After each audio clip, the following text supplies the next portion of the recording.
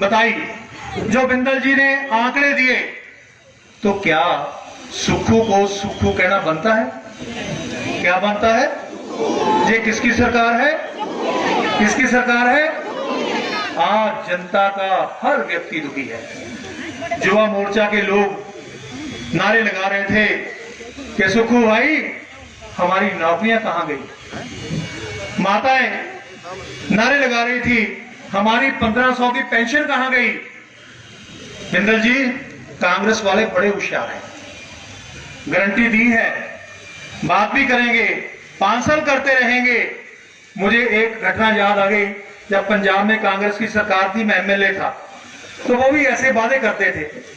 तो मैंने विधानसभा में एक बात सुनाई, तो बैठे बैठे वो बात मुझे याद आ गई। मैं जनता की कचहरी में खड़ा हूं, मैं आपसे भी शेयर करूंगा। आप सब जानते हैं जब गांव में टूर्नामेंट होता है ना, तो बच्चे पैसे इकट्ठे करते हैं, किसी ने 1000 दिया, किसी ने 500 दिया, किसी ने 2100 दिया, और जैसे जैसे पैसे देते हैं वैसे वैसे वो लोगों की फोटो लगा देते हैं उसके ऊपर, फ्लैक्स के ऊपर। तो एक गांव में एक सेठ रहते थे, बड़े कंजूस थे। तो उसने अपने मुनीम को पूछा कि यार मेरी तो फोटो लगती नहीं कभी। उन्होंने कहा महाराज आप कभी पैसे देते ही नहीं, तो आपकी फोटो क्यों लगे। तो एक बार जब नया टूर्नामेंट आया तो उसने बच्चों को बुलाया, आओ मैं आपको पैसे दूंगा। बच्चे बड़े खुश नहा धो के गए कि पहली बार एक कंजूस से हमें पैसे दे रहा है। तो उसने चेक निकाला, बच्चों को दे दिया।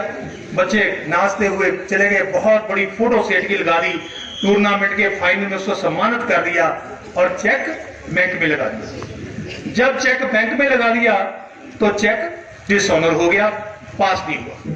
तो बच्चों को बड़ा अफसोस हुआ, मैं पहली बार चेक दिया है सेठ ने, शायद कोई गलती रह गई हो।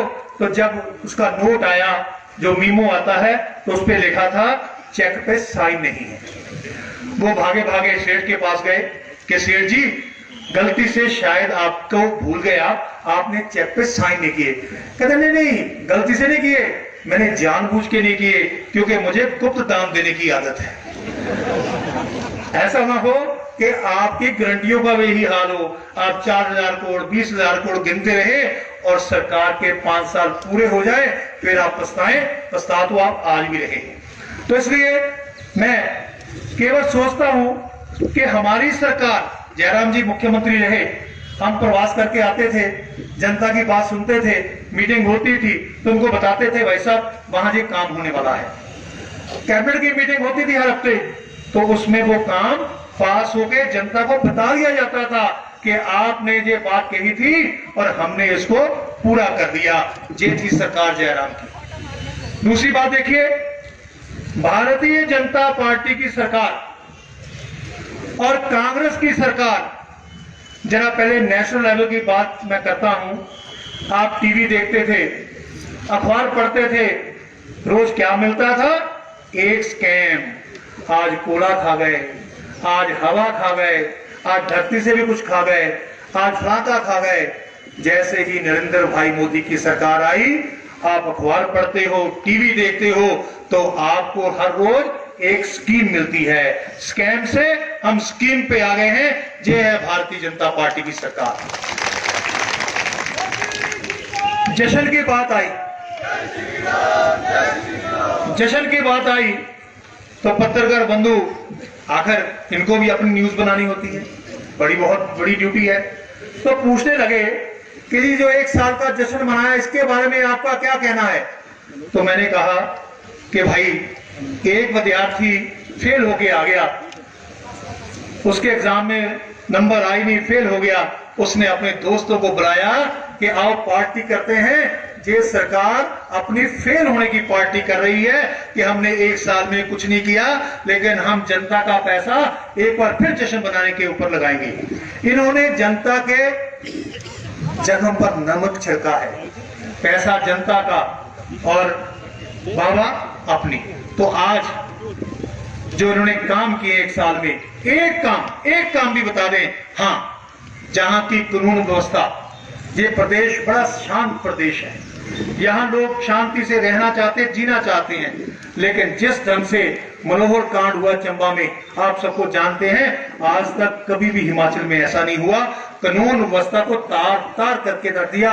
दिल्ली रेप हो रहे हैं, मर्डर हो रहे हैं, इस सरकार ने कानून व्यवस्था को खत्म कर दिया। हम सोच रहे थे हमारे लिए 1500 रुपए आएगा, हम सोच रहे थे हमारे लिए नौकरियां आएंगी, किसान सोच रहा था मेरा गोबर बिक जाएगा, और कच्चे मुलाजिम सोच रहे थे हम पक्के हो जाएंगे। लेकिन उल्टा हुआ क्या? जितनी भी जयराम जी ने संस्थाएं खोली थी उन सभी संस्थाओं को बंद कर दिया। तो एक बार किसी राजा ने अपने मंत्री से पूछा कि इतना शोर जुबा क्यों मच जाते हैं? कहते जी पढ़े लिखे लोगों की बेरोजगारी बहुत है, चलो एक काम करो, जितने भी स्कूल कॉलेज है बंद कर दो, ताकि ना कोई पढ़ेगा ना कोई बेरोजगार कहेगा पढ़ा लिखा बेरोजगार है। ये काम इस सरकार ने की है। हम तो सोच रहे थे कि हमें ज्यादा मिलेगा, लेकिन जो मिल रहा था वो भी बंद हो गया। तो पंजाब में मैं कई बार जलसों में कहानी सुनाता हूँ, पंजाबी में समझ आ जाएगी ना आपको, है? क्योंकि वो मजा पंजाबी में आएगा। एक और छड़ा सी, उसकी शादी नहीं हो रही थी, तो किसी ने सलाह दी कि काका खैर के बाहर ना पिंड के बाहर एक बाबा लोई की कबर है, उत्थे जाके तू 40 दिन दीवा जाना ते 40 दिन झाड़ू मारना है, तो 40वें दिन तेरी शादी होएगी। बड़ा खुश होया, एक काम सौखा है। ते उन्हें झाड़ू चक्के दीवे ले, रोज झाड़ू मारता, 39 दिन तक मार देना तसली ना। हुण 40वां दिन रिजल्ट का दिन सी, और झाड़ू भी ज्यादा लै गया, दीवे भी ज्यादा लै गया, ते नाले झाड़ू मारी जाता, दीवे जगाई जाता, ते नाले पिंड वाल देखी जाता कोई सुनेहा लैके तो नहीं आ रहा। तो थोड़े चिर बाद देखदा कि एक लंबड़दार आ रहा, बड़ा खुश, बाबा दोई अज तो मजा आ गया, मैं तेरी सेवा की है, मेरी शादी होएगी हुई। लंबड़दार नेड़े आया, कहना क्यों लंबड़दार जी कोई रिश्ता आया? कहना नहीं काका, तेन दसन आया तेरी मां मर गई है। तो बाबा लोई वाल हो कहता वाह बाबा लोई, मैं तो मंगी सी अपने वास्ते, तू मेरे बापू की भी खोई। ये हाल इस सरकार ने किया है। अज एक बच्चा जिहड़ा है वो पछता रहा। मैं सवेरे एक कार्यकर्ता ने मैनू व्हाट्सएप भेजा कि खन्ना जी गल जरूर करियो, इत्थे वड्डियां वड्डियां गल्लां भी होणियां, लेकिन मैं छोटियां जी तकलीफ तो दी है वो भी दस देना। विरासत का इंतकाल आम गल है, जो आपकी विरासत का इंतकाल होता है, बुजुर्ग की डेथ हो गई तो इंतकाल बच्चों के नाम पे चढ़ना है, उसकी हमारी सरकार के समय फीस थी 2 रुपए। नेचुरल था वो, क्योंकि डेथ हुई है, इंतकाल होना है।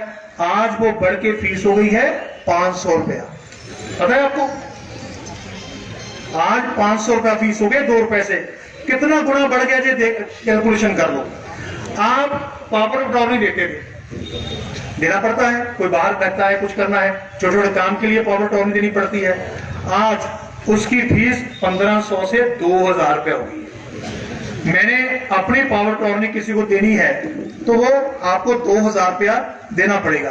कोई भी एप्लीकेशन देनी हो, आगे 1.25 रुपए का फीस को लगता था, मैं वकील हूं पेशे से, लेकिन आपकी यहाँ की सरकार ने उसको 20 रुपए कर दिया है। ये और एडिशनल बर्डन जो है वो आपने यहाँ पर डाल दिया है। मैं ज्यादा समय नहीं लेता हुआ, क्योंकि पता नहीं महामंत्री जी को क्या होता है, बैठ जाता है तो मैं भी इशारा समझता हूं, क्योंकि जयराम जी ने बोलना है, आपने भी अपने घरों में जाना है।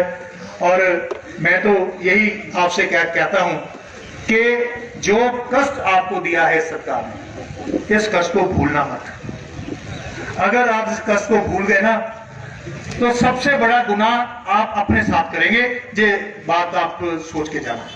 एक मौका आपको मिल रहा है। देखो जनता के पास क्या होता है, हम सुखू को यहां से उठा के गद्दी से उतार तो सकते नहीं, वो तो जब वोटें पड़ेगी तब देखेंगे।